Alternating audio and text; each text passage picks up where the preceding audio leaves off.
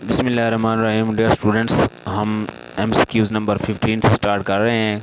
कल की वीडियोस में हमारे 14 MCQs हो गए थे। तो ये है जी, metaphysics deals with the nature of the reality. हमने फिज़िकल वर्ड्स में फिज़िक्स में हम फिज़िकल थिंग्स का मुताला करते हैं, तो यहाँ से आप देख लें कि रियलिटी होती भी वही है जो हमें फ़िज़िकल तौर पर नज़र आती है। Essentialist get their aim of education from tradition. अच्छा, एसेंशियलिस्ट कहते हैं बुनियाद परस्त को। अब बुनियाद परस्त कौन सा होता है? जो लोग रिवायात को देखते हैं, मतलब एजुकेशन में जो कहते हैं कि रिवायात में हमारी जो चीज़ें हैं उनको प्रिजर्व किया जाए, उनको सेव किया जाए, तो इनको हम कहते हैं essentialist. Naturalism rest on the ideas of Rousseau. अच्छा, नेचुरलिज्म हमने आइडियलिज्म और रियलिज्म कल पढ़ा था उस लेक्चर में, तो आज हम नेचुरलिज्म के बारे में पढ़ते हैं। नेचुरलिज्म क्या होती है? लफ्ज़ नेचुरलिज्म जो है वो नेचर से निकला है। नेचर इंसान के, हमारी जो अपनी नेचर है ये भी इसमें शामिल है, और हमसे बाहर जो माहौल है उसको भी हम नेचर कहते हैं। तो ये क्या कहते हैं जी? इनके मुताबिक ऑल इवेंट्स और नेचुरल के जो भी हमारे साथ वाक़यात होती हैं ये नेचुरल हैं, कुदरती तौर पर हैं और ये होने हैं। अच्छा, नेचुरल ट्रेड्स जो हमारी खूबियाँ हैं उनको ये डिस्कस करते हैं। हेरिडिटी, विरासत का ताल्लुक़ हमारे एक्शन में होता है। पैशन, जज्बा होता है, ये नेचुरल है, हमारे अंदर होता है। सराउंडिंग, माहौल भी होता है। फेट जो हमारे एक्शंस में, हमारे काम में बाज़ औक़ात रुकावट बन रही होती है, बाज़ औक़ात उनको फेवर कर रही होती है, तकदीर जिसे हम कहते हैं। तो ये सारी चीज़ें नेचर में शामिल हैं। वो कहते हैं एक्सटर्नल ऑब्जेक्ट्स इन्फ्लुएंस लाइफ, कि हमारे बैरूनी जो भी चीज़ें हैं वो हमारी ज़िंदगी को कहीं ना कहीं मुतासिर कर रही होती हैं। बाज़ औक़ात हम सोचते खोजते हैं, हो जाता है।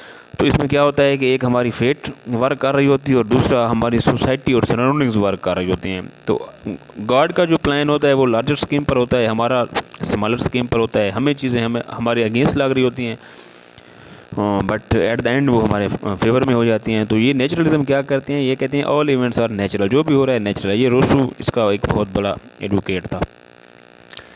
18 हमारा जी, pragmatism rest on the ideas of Dewey, ये हमने पढ़ा है। Realism rest on the ideas of Aristotle. Idealism rest on the ideas of Plato, ये हमने पहले पढ़ लिया है।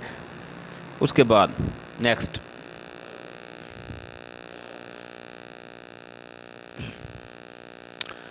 अच्छा जी, आइडियलिज्म हो गया जी। Pragma means thinking. प्रैग्मा का मतलब होता है सोचना, थिंकिंग, और प्रैक्टिकल मैंने अमली तौर पर। तो जो चीज़ हम थिंक करते हैं, अमली तौर पर सोचते हैं, तो उसको बोथ ए एंड बी जवाब है। Most of scientific knowledge is the result of sense perception. Science का जो भी नॉलेज होता है वो सेंस परसेप्शन होता है। मिसाल के तौर पर एक साइंसदान पहले किसी भी चीज़ को ऑब्ज़र्व करता है, फिर उसकी थ्योरी बनाता है, फिर एक्सपेरिमेंट करता है, तो उसके इस सारे अमल में उसकी जो सेंस हैं वो उसके सेंस जो हैं वो काम कर रही होती हैं। तो याद रखें, साइंटिफिक नॉलेज जो भी होगा उसमें हमेशा क्या होगा? सेंस परसेप्शन होगी। क्वेश्चन नंबर 23 हमारा है, knowledge acquired through reasoning. Reasoning कहते हैं मंतक को, अक्ल को। अक्ल के ज़रिए जो भी रैशनल सोच के ज़रिए जो भी नॉलेज एक्वायर्ड हम हासिल करते हैं, रिक्वायर्ड में हासिल करते हैं, उसको रैशनलिज्म कहते हैं। तो रैशनलिज्म वाले क्या कहते हैं कि इंसान अपने अक्ल की बेस पर बहुत सी चीज़ें सीख सकता है।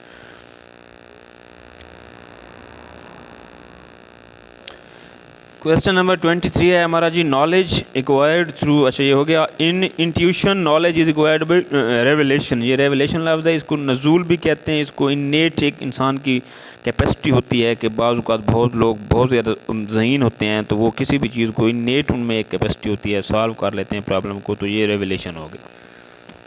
इसके बाद नेक्स्ट है जी,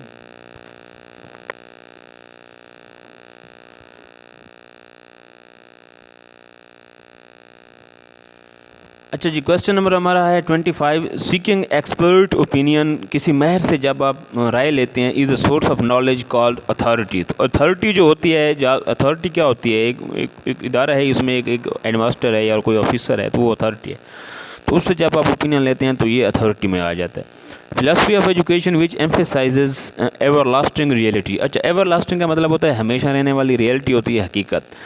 तो ये एक एजुकेशन फ़िलासफ़ी की काइंड है जिसका हम पीरियलिज्म कहते हैं। पीरियलिज्म वाले क्या कहते हैं कि बच्चों को वो सिलेबस पढ़ाएं, वो चीज़ें पढ़ाएं जो एवर लास्टिंग रियलिटी से डील करते हैं। मिसाल के तौर पर डायलॉग बताएं, उनको स्टोरीज़ बताएं जिनमें कोई ना कोई मोरल लेसन हो, अखलाक के सबक हो बच्चों के लिए। परमानेंट थिंग्स जो हैं वो हमारे लेसन में आनी चाहिए। वर्च्यू, नेकी, वाइस, बुराई, तो ये सारी परमानेंट। मिसाल के तौर पर शेक्सपियर का ड्रामा अगर आप मैकबेथ पढ़ते हैं तो उसका एक लेसन है कि ग्रीड या ओवर एम्बिशन, ग्रीड जो है वो डेंजरस होती है। तो इस किस्म का सिलेबस ये कहते हैं पढ़ाना चाहिए जो कि बच्चों को एवर लास्टिंग रियलिटी बताए, वो चीज़ें जो हमेशा से सही हैं और वो चीज़ें जो हमेशा से गलत हैं और हमेशा रहेंगी, तो इस किस्म का सिलेबस होना चाहिए। 27 है जी philosophy of education which focuses on useful culture and skills. अब कल्चर सकाफ़त को कहते हैं, स्किल्स मारते हैं। अब सकाफ़त जो है वो एसेंशियलिज़म है, बुनियादी। आपको पता है किसी भी सोसाइटी की बुनियादी चीज़ होती है सकाफ़त, तो एसेंशियलिज़म वही फ़िलासफ़ी है जो कि हमेशा बुनियादी चीज़ों को, ये कहते हैं अनचेंजिंग कैरेक्टरिस्टिक्स होनी चाहिए। ब्यूटी जो है, खूबसूरती एडमायर्ड की जाती है चाहे जो भी सोसाइटी हो, ये एक एसेंशियल थिंग्स है। तो इस किस्म का सिलेबस होना चाहिए, जो चीज़ें जहाँ भी हों वो हमेशा हर सोसाइटी में जो चीज़ें अच्छी समझी जाती हों वो सिलेबस होना चाहिए, वो बच्चों को पढ़ाना चाहिए। क्वेश्चन नंबर 28 है जी life is continuous changing process is the base of education of philosophy progressivism. ठीक है ना, तो प्रोग्रेसिविज्म क्या हो गया? प्रोग्रेस होती भी चेंजिंग है। अगर आप पोजीशन से अगर चेंज होकर हायर पोजीशन पे गए, it mean you have done your progress. तो प्रोग्रेसिविज्म क्या कहती है कि लाइफ हमेशा चेंज होनी चाहिए। 29 हमारा है जी reforms are necessary in all works of life is focus on reconstructionism. ठीक है ना, रिकन्स्ट्रक्शन में क्या होती है? रिफॉर्म्स होती हैं। किसी भी मामले को अगर बिगड़ गया है तो हम दोबारा उसको तामीर नौ करते हैं, तो ये रिफॉर्म्स हैं, इस्लाहात हैं जिसे हम कहते हैं। क्वेश्चन नंबर 30 है philosophy of education which makes man responsible of for his action and experience is called existentialism. और ये लिटरेचर वाले लोग अच्छी तरह जानते हैं इसको। अच्छा, एग्जिस्टेंशियलिज्म ये मॉडर्न फ़िलासफ़ी है और ये कहते हैं कि इंसान के साथ दुनिया में जो भी होता है इसमें ना फेट का किरदार नहीं होता, उसकी अपनी फ्री विल होती है और वो फ्री विल के नतीजे में जो भी एक्शन करता है उसके जो कॉन्सिक्वेंसेस निकलते हैं, जो नतीजे निकलते हैं, उनका वो खुद जिम्मेदार होता है। तो ये एग्जिस्टेंशियलिज्म वाले कहते हैं। Study of great books is the core में जो सब्जेक्ट उनको पढ़ाया जाता है। तो प्रीनियलिज्म, तो साफ ज़ाहिर है जो एवर लास्टिंग रियलिटीज़ हमें उन बुक्स में मिलती हैं जो बड़ी ग्रेट बुक्स हैं, तो ये प्रीनियलिज्म आ गया। Which one is not among major exponent of perennialism में बेंटॉक, एडलर, हचिंद ये सारे हैं, डीवी नहीं है।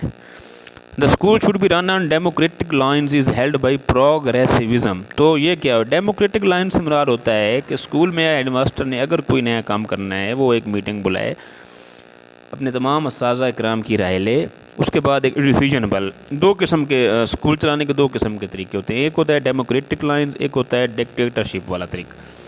डिक्टेटरशिप वाला ये होता है कि हेडमास्टर ने ऑर्डर पास कर दिया कि ये काम हो गया है, बस ये हो रहा है, किसी की राय नहीं लेता।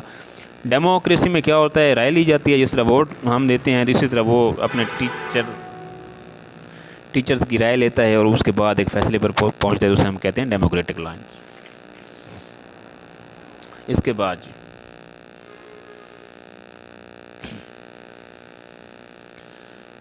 अच्छा जी 34 हमारा है जी हाँ the knowledge that is related two values हमने पढ़ लिया। एक्सियोलॉजी होता है, इसका जे और जे साउंड को जहन में रखना है। विच one is the most important element of non formal education media. अच्छा, ये दो कंसेप्ट जहन में रखने हैं, फॉर्मल एजुकेशन और नॉन फॉर्मल। फॉर्मल जो होता है इसको हम उर्दू में रस्मी तरीका, याद रखें कि जो हम बाकायदा किसी इंस्टीट्यूशन किसी इदारे में तालीम हासिल करते हैं, स्कूल कॉलेज यूनिवर्सिटी, उसको हम फॉर्मल एजुकेशन।